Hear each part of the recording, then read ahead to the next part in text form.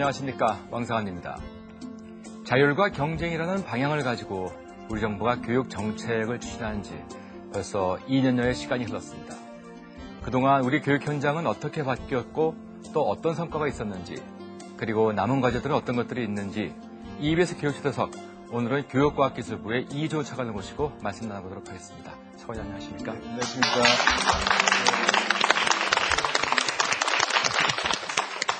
정부에 들어가신 지도 벌써 2년여의 시간이 지났고, 처음에는 청와대에 이제 계시다가 교육부로 옮겨하셨습니까? 네. 어떻게 업무가 많이 다르죠?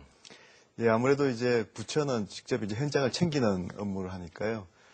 청와대나 국회 같은 경우에는 어떻게 비유하면 좀 훈수를 둔다 할까요? 그런 이제 감이 있는데, 여기는 직접 이제 일을 챙기니까 훨씬 일이 많고 또 보람도 있는 것 같습니다. 네. 이제 학자의 입장에서 이제 국회 처음 입문을 하셨고, 근데 지금은 이제 정부에 몸을 담고 계시는데, 네. 평소에 갖고 계시는 어떤 그 교육 철학이라고 할까요? 네. 어떤 것일까요? 갖고 계신 교육 철학은? 예.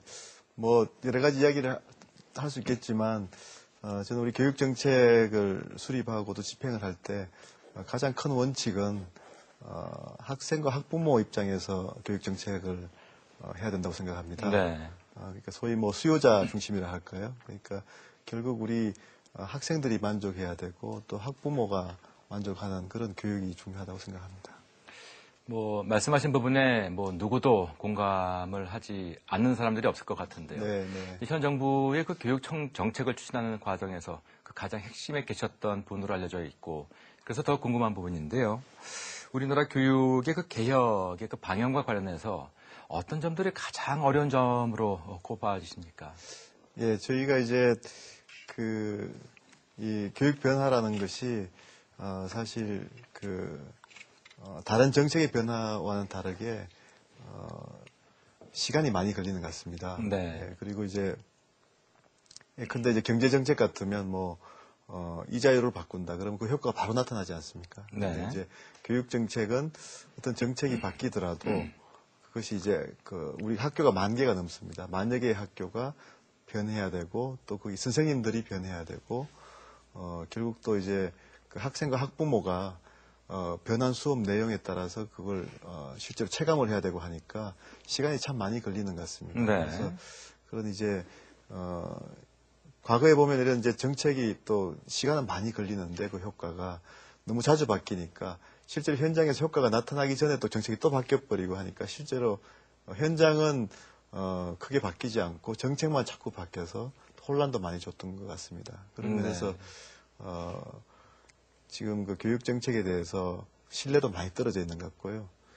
그래서 이제 이런 신뢰를 회복하고 하는 그런 과정이 참 힘든 것 같습니다. 네. 또 어느 장차관 못지않게 가장 많이 구두굽을 가장 자주 갈아 신는 분으로 또 알고 있는데요.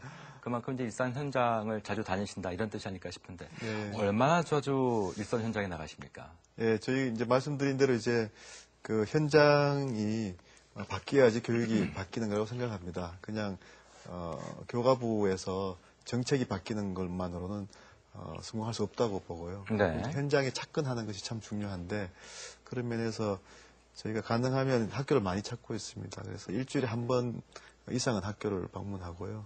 또 가능하면 좀 많은 분들과 교육 관련된 대화를 하기 위해서 특강도 상당히 자주 합니다. 네. 일주일에 한 번 이상 특강을 요즘 다니고 있는 것 같습니다. 요즘은 특강 주제는 어떤 거로 잡으시는지요? 저희가 이제 주제를 대한민국 교육의 즐거운 변화 이렇게 해서 지금 다니고 있습니다. 네.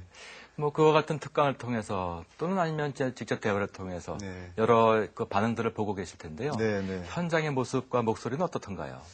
예, 제가 이제 최근에 현장 변화가 참 많이 일어납니다. 그래서 네. 저희가 이제 2년 반 전에 벌써 이제 많은 정책 변화를 했기 때문에 그 효과가 지금 이제 많이 나타나고 있습니다. 그래서 제가 특히 학부모님들한테 최근에 학교를 한번 가보셨습니까? 참 많이 바뀌었습니다. 이렇게 말씀을 드리면 수긍하시는 분들이 참 많은 것 같습니다. 네. 제가 좀 전에 자율과 경쟁이라고 하는 그 방향을 말씀드렸습니다만, 네. 요즘 대통령께서 직접 교육 문제를 챙기실 만큼 이제 MB 정부의 교육에 대한 관심이 높은 상황인데, 네. 지금 정부가 추진하고 있는 그 교육 개혁의 큰 그림의 하나의 그 방향이랄까요? 네. 어떻게 기억할 수 있겠습니까? 예, 뭐 자율과 경쟁 말씀하셨습니다만 중요한 원칙이라고 생각합니다.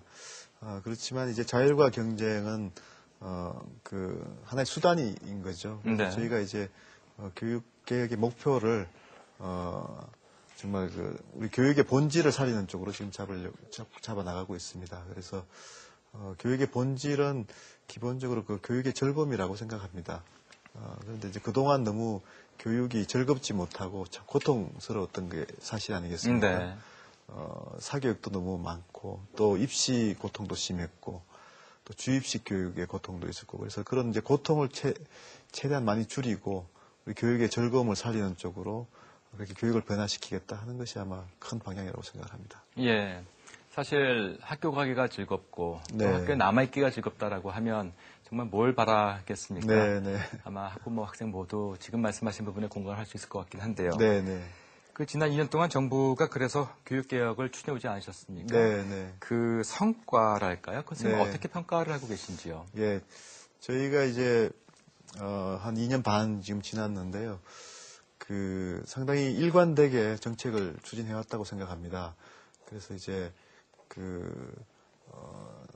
이명박 대통령께서 대통령 후보로 나서서 캠페인 할 때부터 쭉 그 공약을 아주 구체적으로 내걸었었고요. 그 네. 공약이 인수위원회 때 또 구체적인 계획으로 발표가 됐고 또 그 계획 하나하나를 지금 실천해 나가고 있으니까요. 그래서 상당히 일관되게 지금 진행이 되고 있는데 크게 보면 이제 가장 관심이 많은 대입 제도에서는 그 입학 사정관 제도가 지금 3년차 돼서 상당히 그래도 뿌리를 내리고 있다 이렇게 생각을 하고요. 네. 물론 비판이 있는 것도 알고 있습니다만 그래도 입시가 그래도 일관되게 꾸준히 입학 사정관 제도를 중심으로 해서 변화하고 있다고 생각합니다.